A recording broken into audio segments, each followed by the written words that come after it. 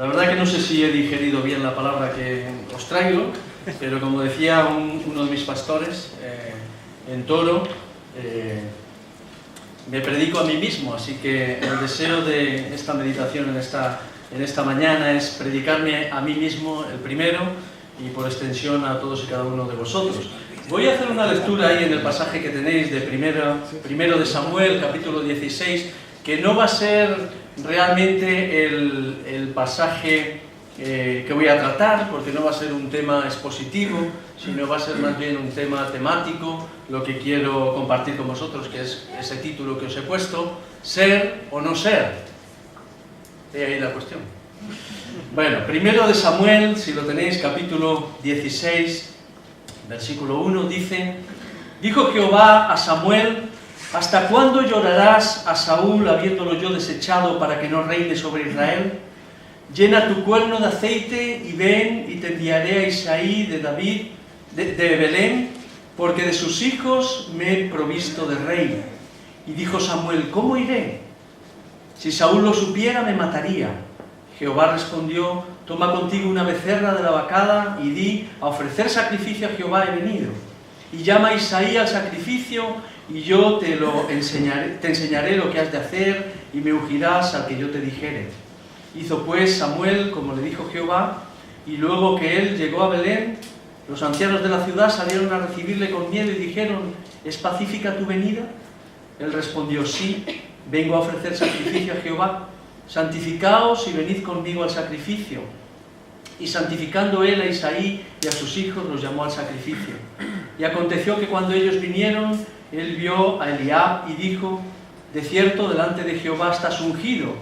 Y Jehová respondió a Samuel: no mires a su parecer, ni a lo grande de su estatura, porque yo lo desecho. Porque Jehová no mira lo que mira el hombre, pues el hombre mira lo que está delante de sus ojos, pero Jehová mira el corazón. Hizo de su vida el mejor de sus libros. Con esa frase se describió al filósofo judío cristiano Emanuel Levinas. Hablando de él, cuando murió, dijeron esto de él: hizo de su vida el mejor de sus libros.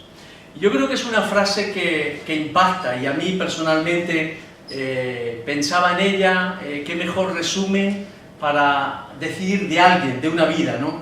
Qué mejor elogio. Nos hace reflexionar sobre un principio importante, un principio bíblico como creyentes. ¿Qué es lo más importante en nuestra vida cristiana? Lo más importante en nuestra vida cristiana no es hacer, sino ser. Y eso es precisamente el pasaje que he cogido, que como digo no voy a hablar del pasaje, sino simplemente el último versículo, tomándolo como referencia, es lo que encontramos ahí. Para Dios es más importante lo que somos que lo que hacemos. Es mucho más importante. Él mira el interior, nos dice ese texto. Él no mira lo que nosotros miramos, sino que Él va a lo profundo de nuestros corazones, no a lo externo. De hecho, lo que Dios le dice a Samuel en ese pasaje es: no mires esto, mira esto. Hay algo a evitar y algo a considerar, porque Dios escudriña, nos dice la Escritura, lo que está en nuestra mente y lo que está en nuestro corazón. Así que es algo ya importante para tomar desde el inicio de lo que quiero compartir. Ser o no ser. No es lo que hacemos, es lo que somos. Y mirad, a simple vista esto, sí, es cierto que lo importante es lo que somos. Eso todo sales ahí a la calle y todo el mundo va a estar de acuerdo. De hecho, esta semana, no sé si esta semana o la anterior, oía a un político, creo que fue, si no recuerdo mal, Miguel Ángel Revilla, me parece que fue él, y hablaba de este tema, con todo este revuelo político que hay, con toda esta situación en este momento en España. Él hablaba de esto, que lo importante es lo que somos, es realmente lo que la sociedad está mirando los políticos, es qué somos. Así que bueno, eso lo dicen también en la calle. Por lo tanto, coincidimos, todo el mundo coincide en que lo importante no es lo que se hace, sino lo que uno es. Oscar Wilde decía que la obra de uno es uno mismo. Ahora, lo que quiero llevaros a pensar es, cuando hablamos del ser, cuando la gente dice sí, lo importante es ser, ¿de qué estamos hablando? Porque si le ponemos nombre y apellido, ahí ya van a variar va a variar lo que creemos como cristianos, lo que significa ser y el concepto del mundo de lo que significa ser. Ahí ya varían. ¿Qué significa ser?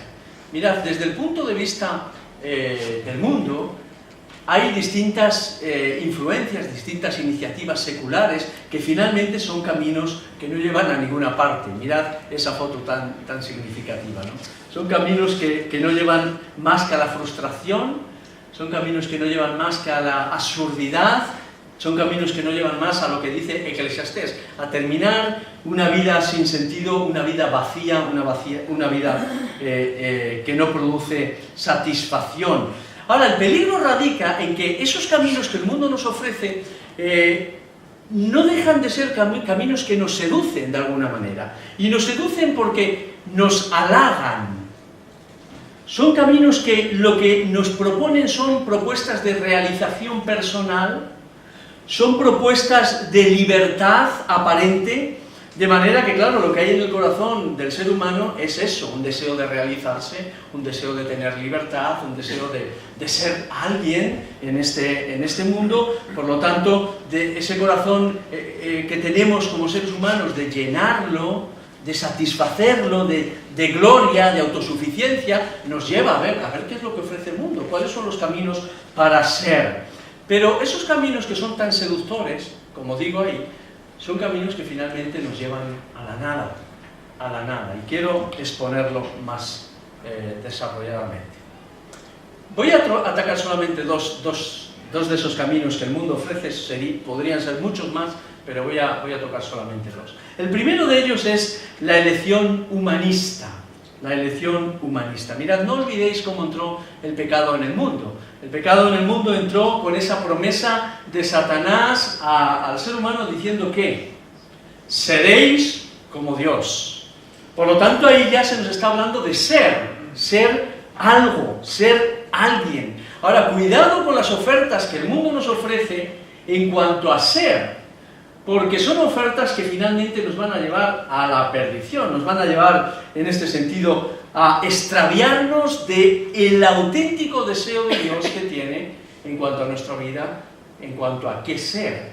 Lo vamos a tocar al final,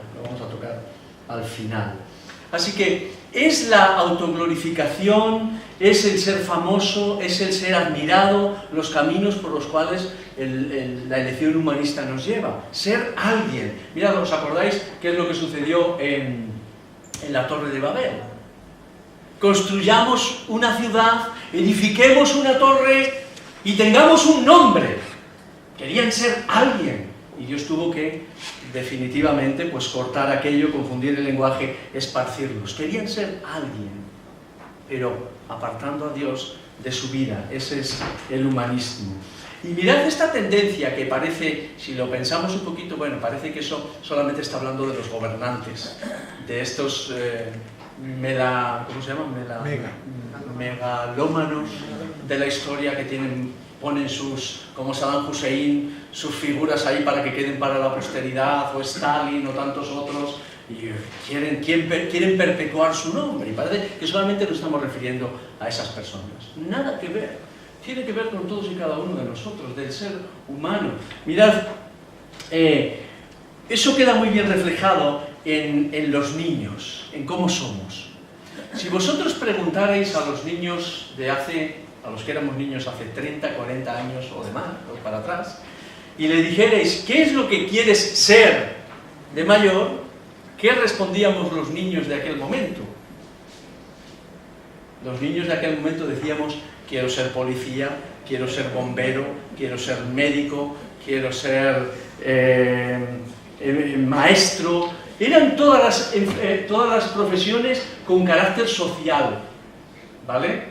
Queríamos ayudar, queríamos, que tenía un sentimiento de solidaridad. Si hoy preguntáis a los niños qué quieren ser de mayores, ¿sabéis lo que os van a decir? Quiero ser futbolista, quiero ser actor, quiero ser actriz, quiero ser cantante, quiero ser modelo, etcétera, etcétera. Las cosas han cambiado radicalmente en 30, 40 años. ¿Por qué? Porque los valores ahora ya no están determinados por un interés social, de solidaridad, de ayudar, sino por un deseo narcisista, aún desde muy pequeños ya se nota eso, lamentablemente, un deseo narcisista de triunfar, de ser famoso, y si no, ¿por qué tiene tanto éxito programas como Operación Triunfo? ¿Por qué? Porque se quiere ser famoso, ese es el espejo que refleja nuestra sociedad, y cualquiera quiere llegar a la tele para ser famoso, para ser conocido, para ser alguien que triunfa. Eso es lo que conocen como ser. Ese es el ser humanista, que te conozcan, ser admirado, triunfar desde el punto de vista del mundo. Y este es un diagnóstico de la enfermedad que tiene nuestro mundo. Esto es lo que queremos ser admirados, ser conocidos, prescindiendo total y radicalmente de Dios. Y esto, desde luego, se manifiesta también en una inversión diabólica en el orden bíblico, ¿no? Donde muchas personas ya no trabajan para vivir, sino que viven para trabajar. Ya no se trabaja para vivir, se vive para trabajar. Y en muchos casos es cierto, como decía Antonio antes en la disertación o en la oración, no lo sé, por desgracia, en este mundo tan materialista en el que vivimos y tan competitivo, hay muchos que hoy malviven, ¿vale?, para sobrevivir, malviven para sobrevivir. Pero el problema es cuando se termina viviendo para trabajar, en un activismo frenético, con todas las consecuencias que eso trae de estrés, de depresión, de etcétera, etcétera, que nos trae la factura finalmente. ¿Qué es lo que queremos ser? ¿Qué es lo que el mundo nos está ofreciendo? El ser. ¿Hacia dónde vamos? Y mirad, yo quiero hacer aquí unas palabras de confesión y de autocrítica también. Porque no estamos hablando de lo que está de ahí para afuera, de las puertas para afuera. Los creyentes no estamos totalmente exentos de este pecado, de caer en esto mismo. No estamos en absoluto exentos. ¿Cuántos de nuestros esfuerzos, y esto es una pregunta para que cada uno meditemos y la pensemos, cuántos de nuestros esfuerzos tienen como meta, aún muchas veces, casi a lo mejor, si queréis, sin darnos cuenta, pero cuántos de nuestros esfuerzos están enfocados hacia querer ser alguien? Que me reconozcan, que sea conocido dentro de las iglesias, que sepan quién soy, que me aplaudan, que me reconozcan los demás, que no soy alguien ahí que pase desapercibido. ¿Cuántos de nuestros esfuerzos van enfocados en esa dirección? Porque no es solamente en la calle. Tenemos que analizar nuestro propio corazón. Y con razón el Señor dice en el profeta Ageo unas palabras que siguen siendo relevantes para el día de hoy. Sembráis mucho, pero recogéis poco, meditad sobre vuestros caminos. Y es una reflexión para meditar todos y cada uno hacia dónde estamos enfocando nuestra vida cristiana. ¿Qué es lo que realmente queremos ser?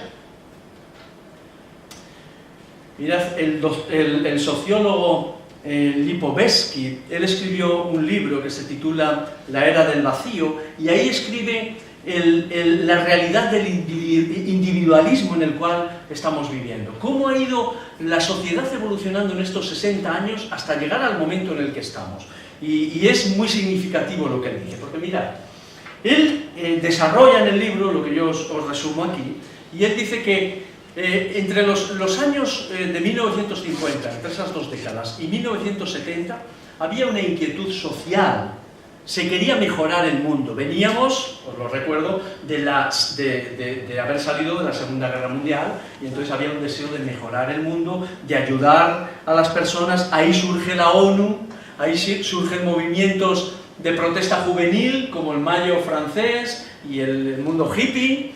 Se quiere cambiar el mundo, ayudar, fenómenos sociales, se anhela un mundo mejor. Eso empieza ahí, en los años 50, 70. Pasa una década, los años 80, y ya se reduce más la situación. Ya no es quiero mejorar el mundo, sino que ahora mi preocupación se centra más en la esfera del trabajo. Que la empresa prospere, eso me va a ayudar, me va a dar estabilidad a mí, laboral, se busca si puede ser un empleo fijo para toda la vida, intento buscar una buena jubilación, y ese era el deseo de esos años. Buscar una estabilidad laboral, ya no tanto cambiar el mundo. Pasa la siguiente década, los años 90, y se reducen más los intereses, el hombre se repliega más sobre sí mismo, se vive más en el entorno de la familia, y la frase que se conoce es, recordaréis mucho, yo y los míos, mi círculo, a mí lo que me importa es mi círculo.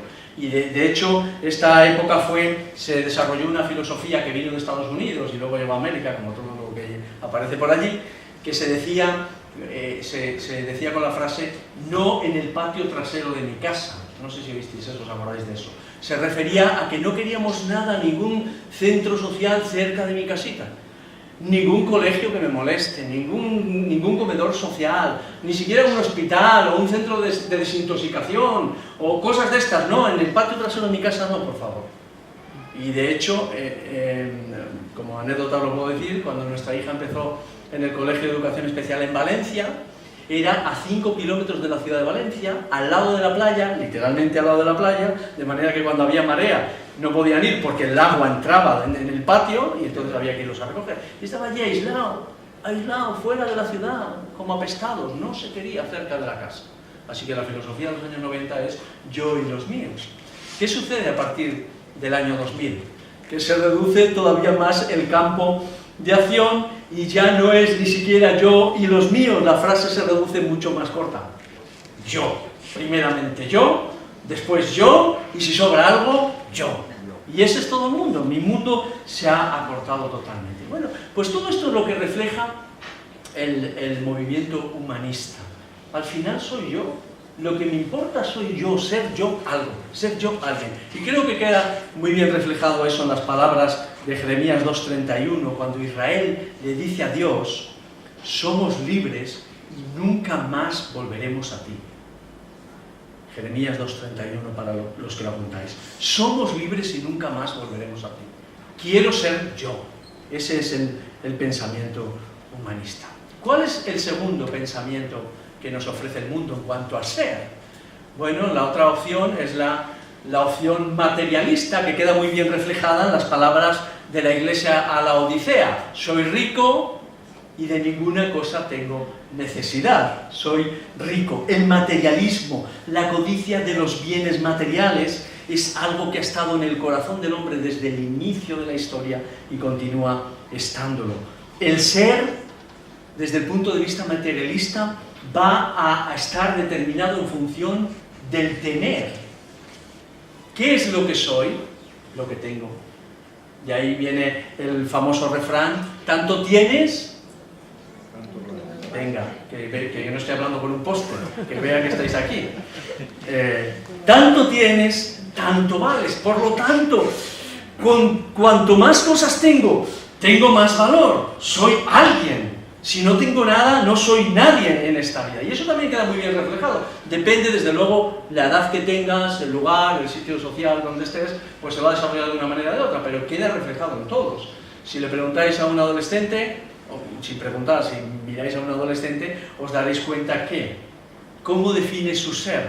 De acuerdo a la ropa que lleva, si lleva aquí una etiquetita, de acuerdo a si el último smartphone que lleva es el de última generación, la última tablet, eso es lo que va a determinar en su grupo de amigos que es alguien. No lo quiero avergonzar, pero mi hijo en su instituto no es nadie, porque yo creo que es el único que no tiene móvil, y me anda machacando y machacando.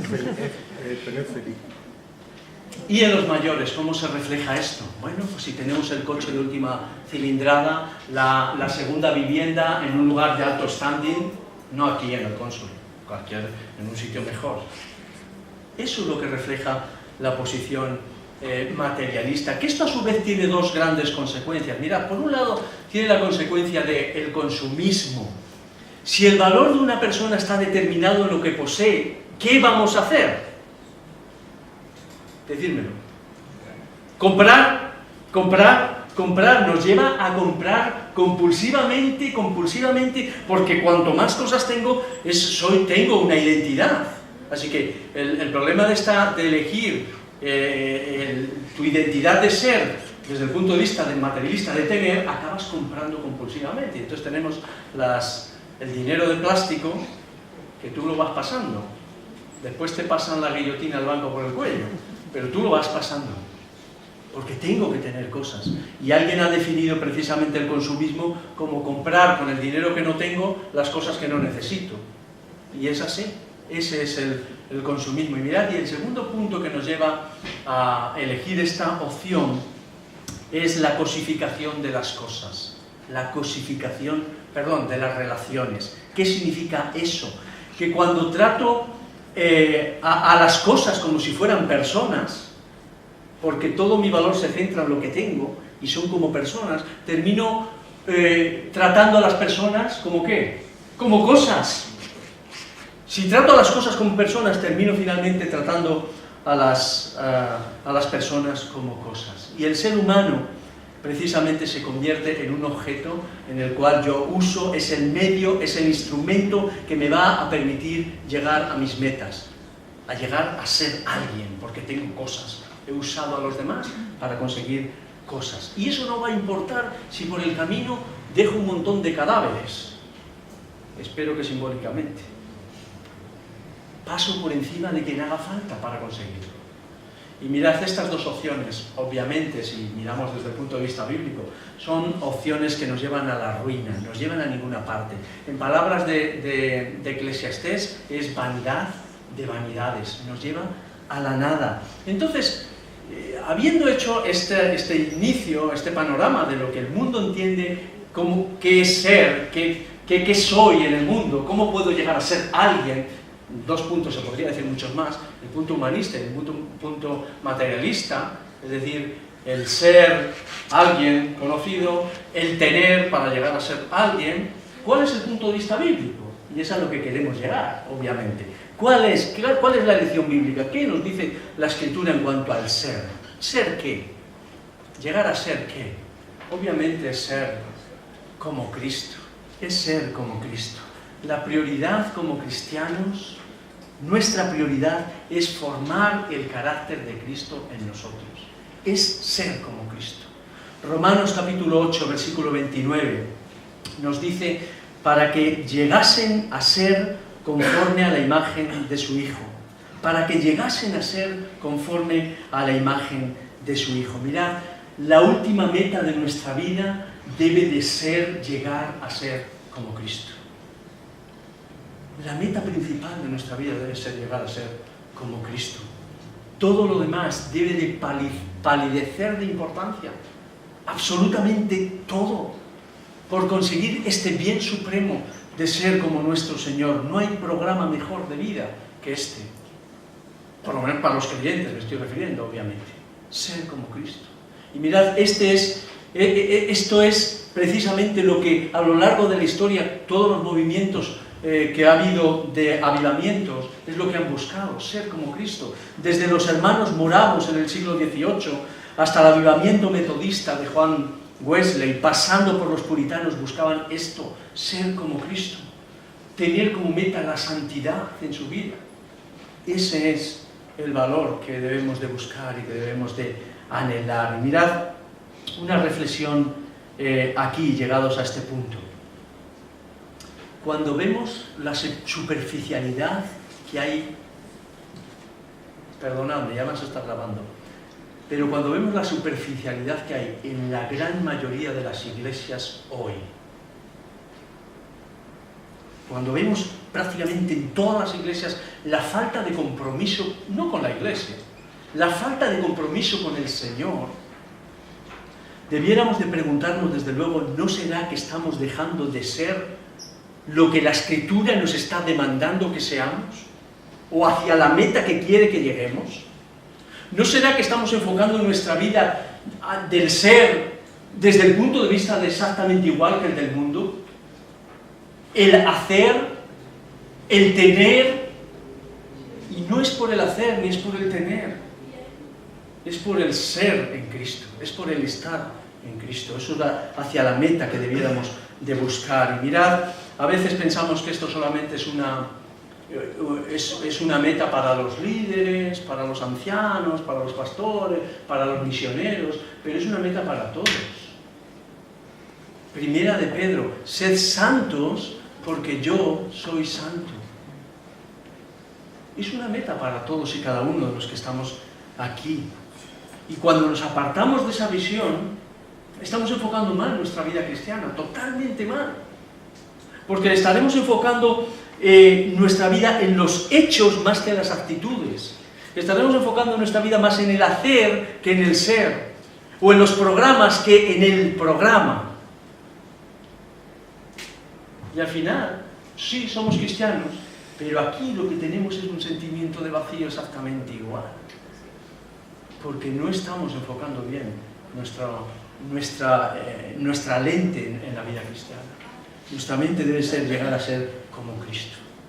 En una ocasión Jesús dijo, y lo sabéis muy bien, aprended de mí, que soy manso y humilde de corazón. Aprended de mí, que soy manso y humilde. Mirad, lo fundamental en la vida de Jesús no fue los milagros que hacía, por muy fantásticos que los hiciera.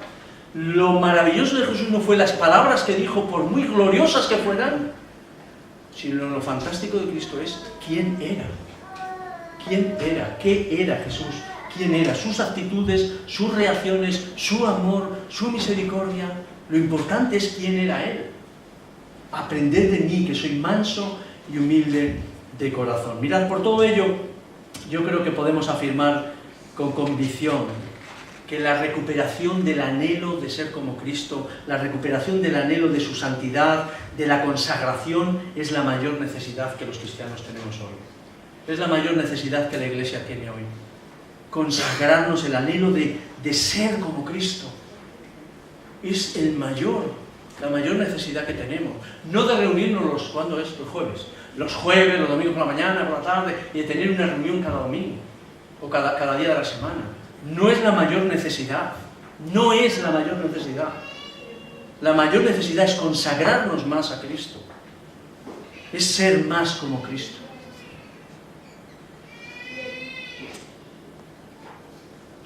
Debemos de ir en ese viaje hacia la santidad, donde se forja el ser por encima del hacer. No es hacer, es ser. Es ser.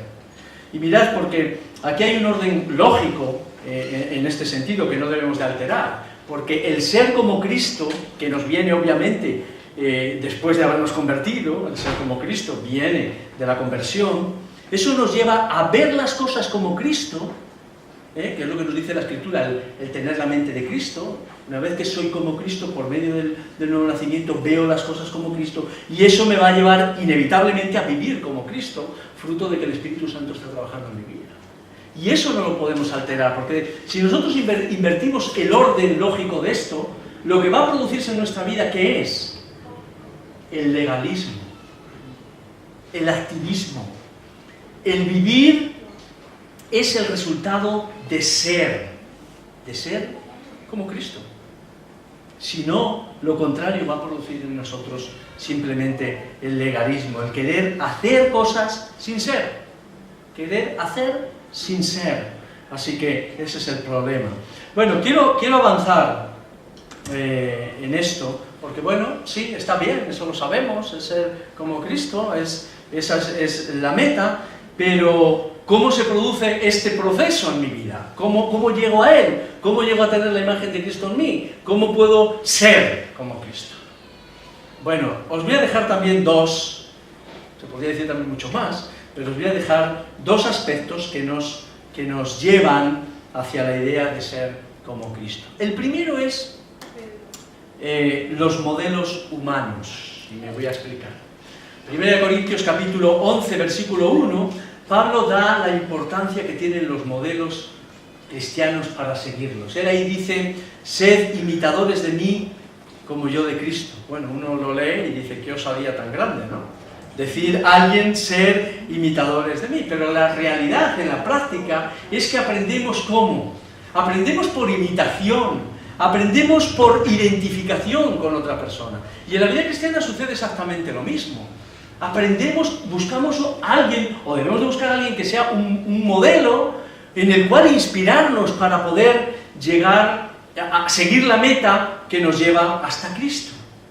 Así que buscar modelos. Para ser hay que aprender de modelos vivos, modelos que son ejemplos en nuestra vida, que nos pueden ayudar a acercarnos más a Cristo. Y mirad, esto es algo que el apóstol Pablo va a desarrollar también a lo largo de sus epístolas, y hay un momento en el que él dice a la iglesia de Corintios: vosotros sois cartas vivas.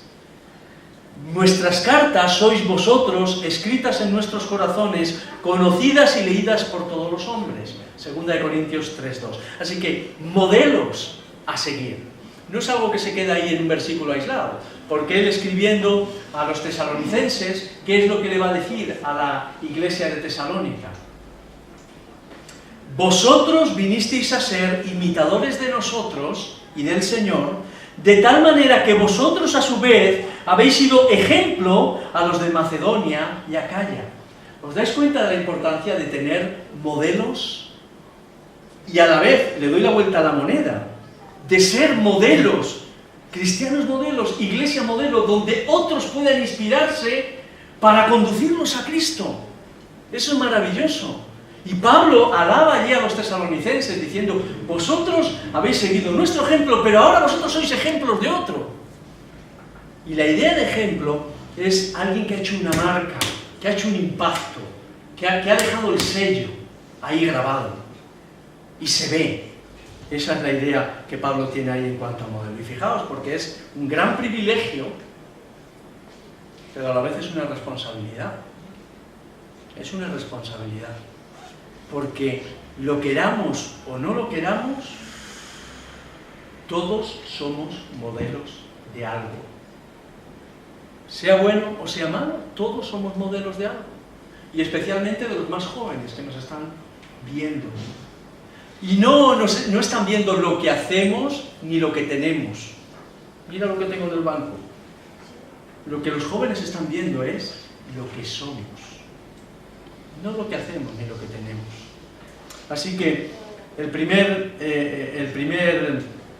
paso, o una de las cosas que nos pueden llevar a ser como Cristo, es inspirarnos en modelos que nos ayuden, modelos buenos para seguir el camino hacia Cristo. Pero por supuesto, y como último punto, por supuesto, el mejor modelo es el modelo supremo, que es el mismo Cristo. 2 Corintios 3:18 dice: por tanto, nosotros todos, mirando a cara descubierta como en un espejo la gloria del Señor, vamos siendo transformados de gloria en gloria en la misma imagen.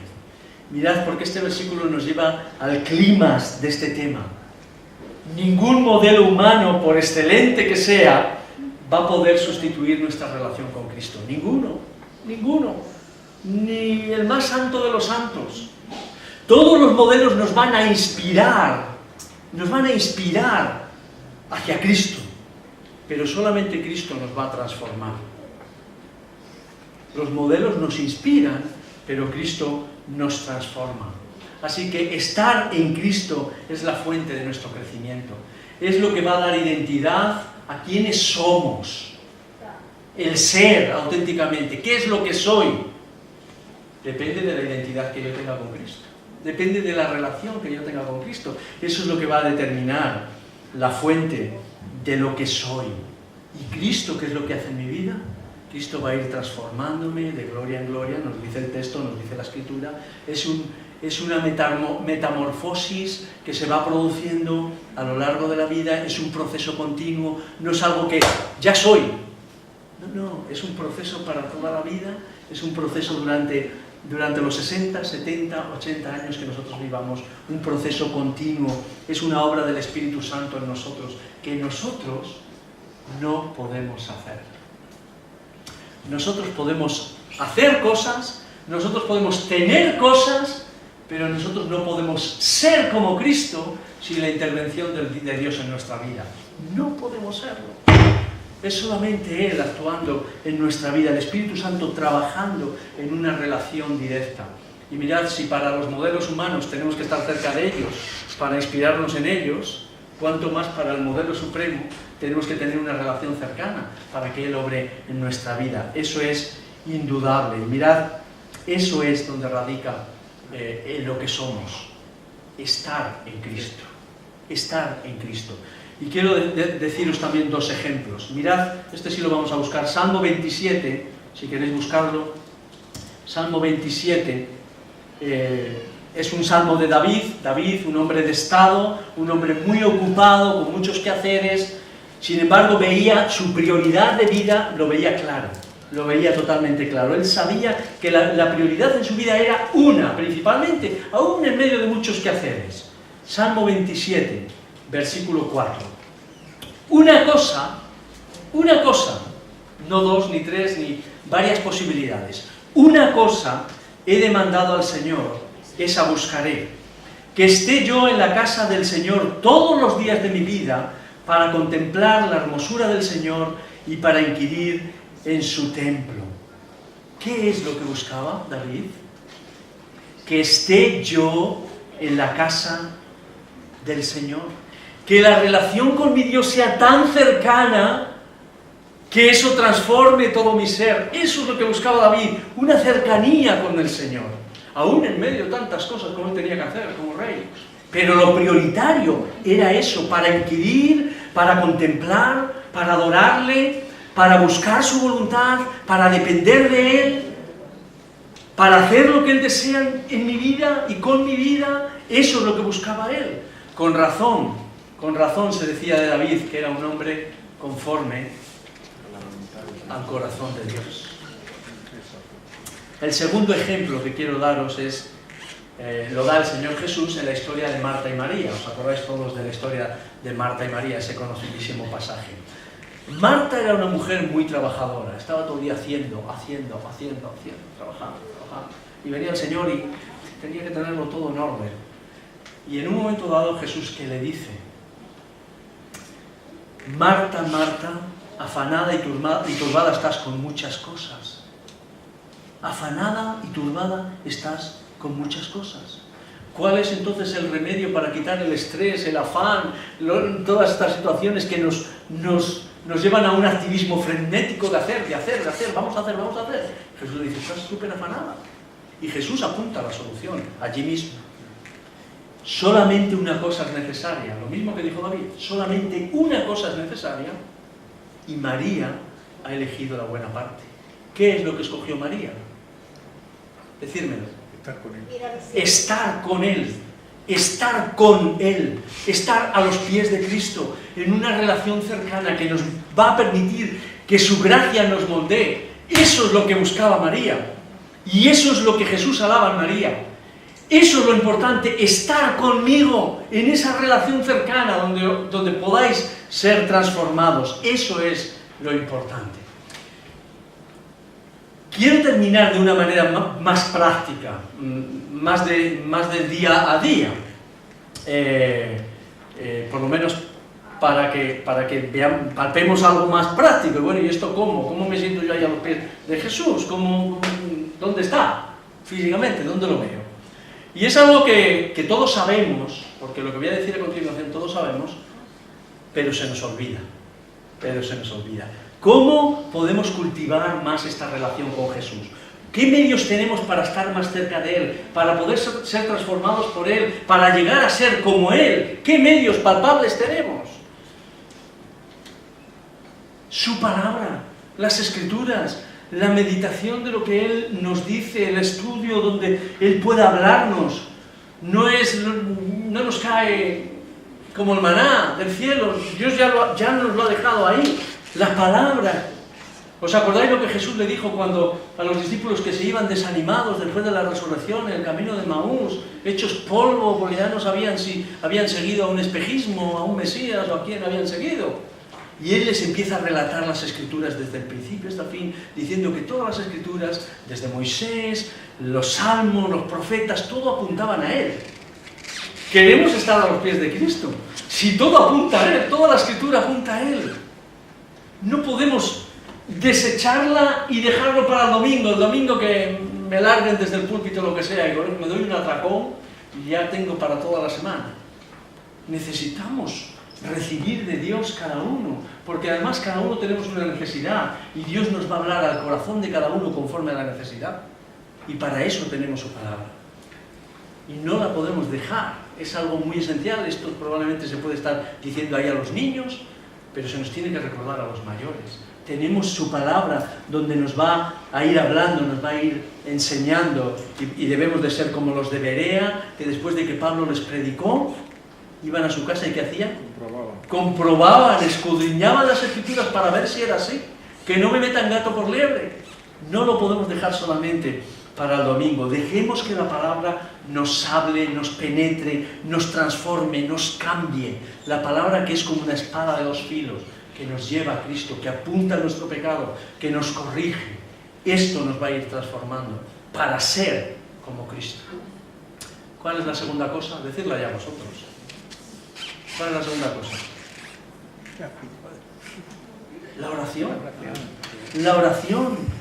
La oración es el instrumento donde, si la Escritura, Dios nos habla, ahora nosotros tenemos que hablarle a Él, tenemos que expresarlo. Hay una comunión, hay un hilo directo donde yo le puedo decir: Abba, Padre, papá, aquí estoy, y estos son mis problemas, y quiero que me ayudes, y quiero que me cambies, y quiero que transformes situaciones y circunstancias, y cambies toda mi vida, que es un desastre. Y necesitamos de tiempo de comunión con Dios a través de la oración. Y mirad, podéis decir, bueno, la Escritura está claro que nos cambia, Dios nos habla y nos va transformando, pero la oración, ¿cómo nos cambia la oración? Yo no sé si a vosotros ha pasado, a mí al menos sí. Cuando oro, se me va la ansiedad y me viene una paz profunda de que Dios me entiende, de que Dios me escucha. Cuando oro, se me va el miedo y se me transforma en confianza. Cuando oro a Dios, se me va la duda y me queda la certeza, y 1000 cosas más. La oración nos va transformando también, nos va transformando. Mirad, decía Richard Foster en el libro de la disciplina, no me recuerdo cómo se llama el título, Celebración de la disciplina, dice: orar es cambiar. La oración es el cauce principal que Dios utiliza para transformarnos. El saber que dependemos totalmente de Él nos tiene que transformar. El saber que nosotros estamos ahí de un hilo, que si no es Él produciendo en nuestra vida algo, no vamos a ningún lado. Eso debe de transformar nuestra vida totalmente. Dependemos de Él. Y el último punto, y ahí termino: las pruebas. Y ahora alguien dirá también, bueno, mira, lo de la oración te lo paso, lo de las pruebas ya. Lo de las pruebas ya. ¿De veras que a través de una prueba Dios nos va haciendo semejantes a Cristo? Sí. Pues claro que sí, pues claro que sí. Hay numerosos pasajes, ya no los vamos a leer por el tiempo, donde nos hablan del valor transformador, purificador, pedagógico de las pruebas. Montones. Y ya no porque haya pasajes, sino porque cuántas veces lo hemos experimentado. Que a través de las pruebas Dios nos va purificando, nos va ayudando, nos va cambiando, nos va transformando nuestra mente, nuestro corazón, todo. A través de las pruebas Dios va haciendo cosas. Mirad lo que dice, os lo leo yo para avanzar, lo que dice Hebreos 12:11. Es verdad que ninguna disciplina al presente parece ser causa de gozo, sino de tristeza, pero después da fruto apacible de justicia a los que por ella han sido ejercitados. Las pruebas es algo que nos va refinando. Primera de Pedro.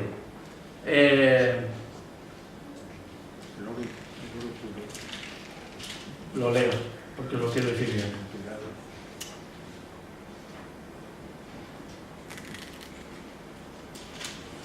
En Primera Pedro 1.